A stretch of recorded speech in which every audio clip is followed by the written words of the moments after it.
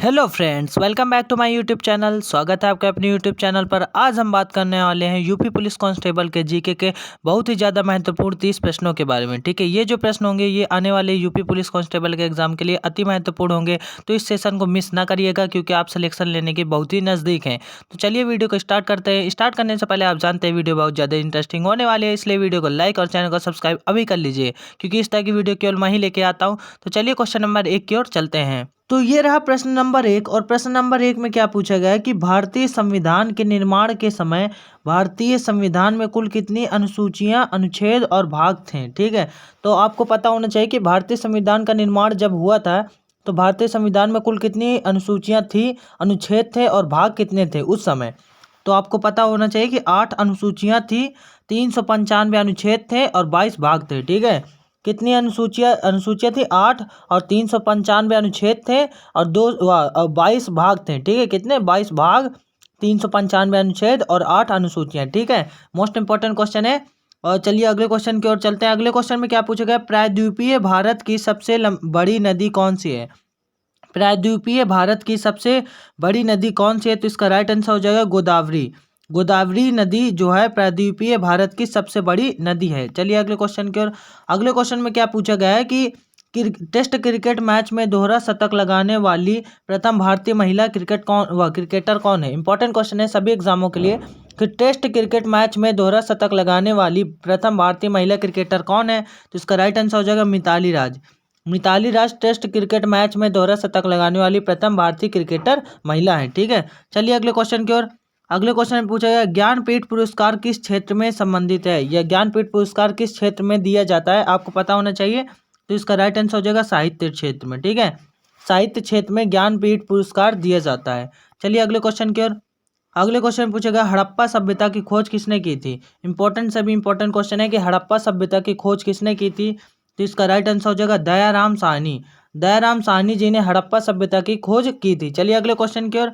अगले क्वेश्चन में पूछा गया नाथुला दर्रा कहाँ स्थित है? इंपॉर्टेंट क्वेश्चन है, नाथुला दर्रा कहाँ स्थित है? तो इसका राइट आंसर हो जाएगा सिक्किम में। नाथुला दर्रा सिक्किम में स्थित है। चलिए अगले क्वेश्चन की ओर। अगले क्वेश्चन में पूछा गया है 1782 ईस्वी में साल बाई की संधि किसके मध्य हुई थी? ठीक है, तो 1782 में साल बाई की संधि किनके मध्य हुई थी? तो इसका राइट आंसर हो जाएगा महादजी सिंधिया और अंग्रेजों के मध्य। महादजी सिंधिया और अंग्रेजों के मध्य 1782 में साल बाई की संधि हुई थी। चलिए अगले क्वेश्चन की ओर। अगले क्वेश्चन में पूछा गया मलेरिया की दवा कुननी किस पौधे से प्राप्त होती है? जो मलेरिया की दवा है वो कुन्नी किस पौधे से प्राप्त होती है? तो इसका राइट आंसर हो जाएगा सिलकोना। सिलकोना नाम का जो पौधा होता है उससे ही मलेरिया की दवा यानी कुन्नी जो नाम की दवा होती है वो प्राप्त होती है। चलिए अगले क्वेश्चन की ओर। अगले क्वेश्चन में पूछा गया लोनार झील, कई बार क्वेश्चन में पूछा गया है कि लोनार झील कहाँ स्थित है? तो इसका राइट आंसर हो जाएगा महाराष्ट्र में। ठीक है, तो महाराष्ट्र में लोनार झील स्थित है। चलिए अगले क्वेश्चन की ओर। अगले क्वेश्चन में पूछा गया रतौंधी रोग किस विटामिन की कमी से होती है? कई बार और कई सारे मोस्ट इंपॉर्टेंट पेपरों में ये क्वेश्चन आ चुका है कि रतौंधी रोग किस विटामिन की कमी से होता है? तो इसका राइट आंसर हो जाएगा विटामिन ए। विटामिन ए की वजह से रतौंधी नामक रोग होता है।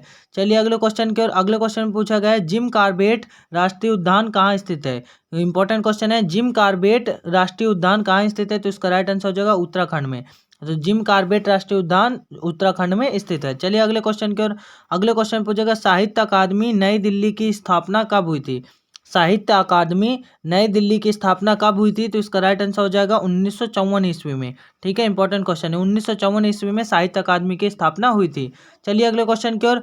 अगले क्वेश्चन में पूछा गया पाक जल डमरू मध्य कहाँ स्थित है? तो पाक जल डमरू मध्य कहाँ स्थित है? तो इसका राइट आंसर हो जाएगा भारत और श्रीलंका के मध्य। ठीक है, भारत और श्रीलंका के मध्य पाक जल डमरू मध्य स्थित है। आप पाक की ये जो पाक नाम का जो लिखा है इससे आप पाकिस्तान को रिलेट मत कर दीजिएगा।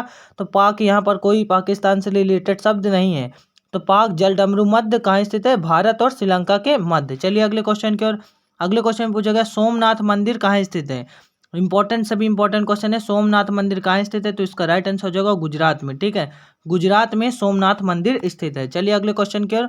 अगले क्वेश्चन में पूछा गया भारतीय मौसम विज्ञान संस्थान कहाँ स्थित है? इंपॉर्टेंट क्वेश्चन है, भारतीय मौसम विज्ञान संस्थान कहाँ स्थित है? तो इसका राइट आंसर हो जाएगा दिल्ली में।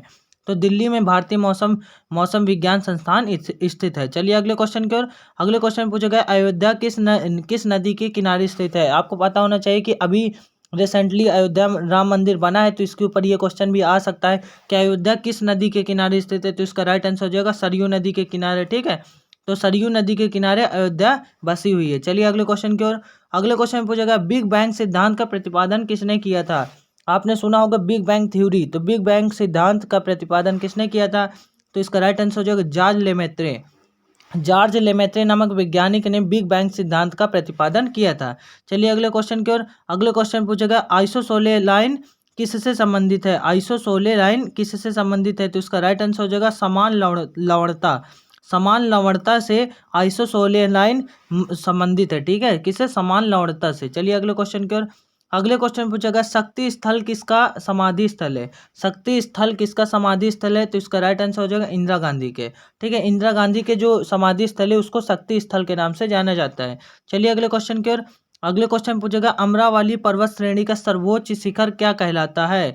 अमरावली जो अमरावली है वो पर्वत श्रेणी का सर्वोच्च शिखर को किस नाम से जाना जाता है। तो उसको गुरु शिखर के नाम से अमरावली पर्वत शिखर के सर्वोच्चतम शिखर को जाना जाता है। ठीक है, तो ये थे टॉप क्वेश्चन जो कि मोस्ट इंपॉर्टेंट थे आने वाले एग्जामों के लिए। तो आई होप आपको वीडियो अच्छी लगी होगी। वीडियो अच्छी लगी तो वीडियो को लाइक और चैनल को सब्सक्राइब अभी कर लीजिए, क्योंकि आने वाले एग्जामों के लिए इसी तरह की जीके की वीडियो मैं लेके आता रहूँगा। तो चलिए मिलता हूँ अगले वीडियो में। Thank you.